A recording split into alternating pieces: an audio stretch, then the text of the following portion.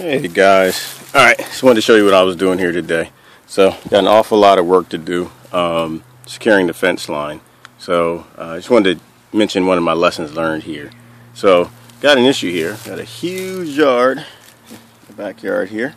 Pan around a little bit. All the work I got to do in making this grow beds and grow space. Grow food, not lawns. Great Facebook page, by the way. So, if you guys are on Facebook, go check out Grow Foods Not Lawn, or was it Grow Food Not Lawns?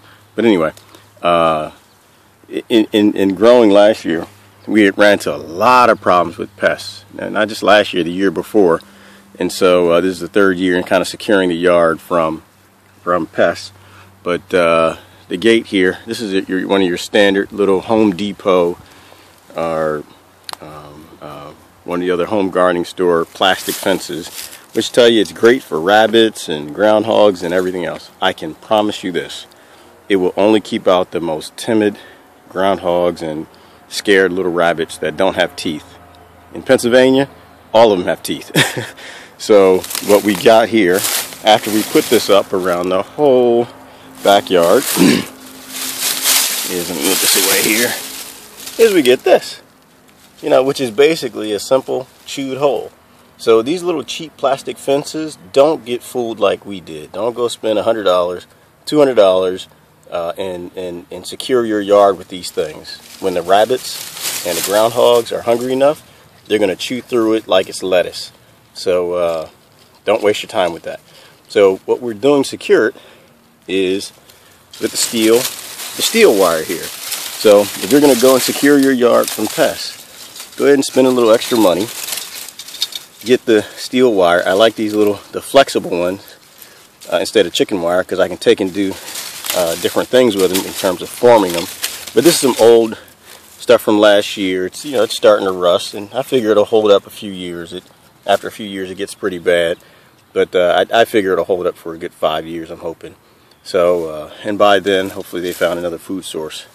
So all I'm doing is I'm just taking this stuff, going around the fence, and I'm squeezing it like so to a little point, sticking it between the little plastic points, and just raveling it around. So the great thing about groundhogs and rabbits is they're not all that bright, and you actually do something like that, it's secured, it's not going anywhere.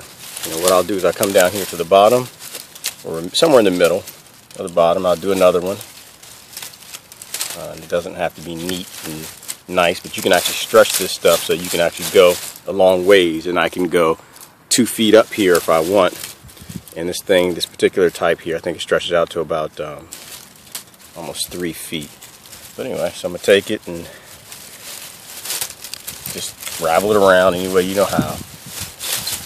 And I'm going to do that here on the section they ate through. And then what I'll do here on the bottom, after I clean up some of the area here, is I'm going to stretch it out like this, push it down, because what I found is if you just take it from the top to the bottom here and you have ground underneath, they're going to dig under it and they're going to laugh at you and keep going while they're eating your tomatoes. I tell you, and the worst thing about the daggone groundhogs, man, is they'll go and they'll eat a quarter of a tomato. So they'll pick the big, ripest, juiciest tomato on the vine and just knock it off, bite it off the tree, take 2 or 3 bites out of it, and just leave it on the ground and laugh at you.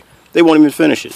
You know, I love nature. I don't like killing animals or anything like that. But if you're going to go ahead and eat my tomatoes, man, just eat the whole tomato. You know, I'd rather see you fat and healthy running around my yard eating my organic vegetables than to see you fat running around my yard just picking 4 or 5 tomatoes and just leaving the rest rotting in the ground laughing at me. But anyway, back to this. So anyway, I'll secure it here at the top, secure it here as close to the ground as I can, and then I'm going to bury the rest of this. So I'm just going to just get dirt, just throw over top of it. Sometimes I put stone, and I'll put stone on top of it. What I found is between stone or dirt and just putting this a good foot underneath, it deters them from digging. I think the last thing I did is I used garlic too, and so they don't like the smell of garlic. So what I'll do is I'll just go, the dollar store's got it, or your farmer's market's got it. The real cheap garlic in the tubs, and just get a pound of that stuff and just spread it along the gate, bury it, and it'll just keep coming back year after year. I really don't harvest it. I just let it come up and secure it. But anyway, that's how I secure the smaller gardens in the yard. This year, I'm going to secure the entire yard from pests because I have an awful lot of tomatoes and peppers to plant. But anyway, that's what I'm up to. That's how I'm securing my yard. You guys have a good day.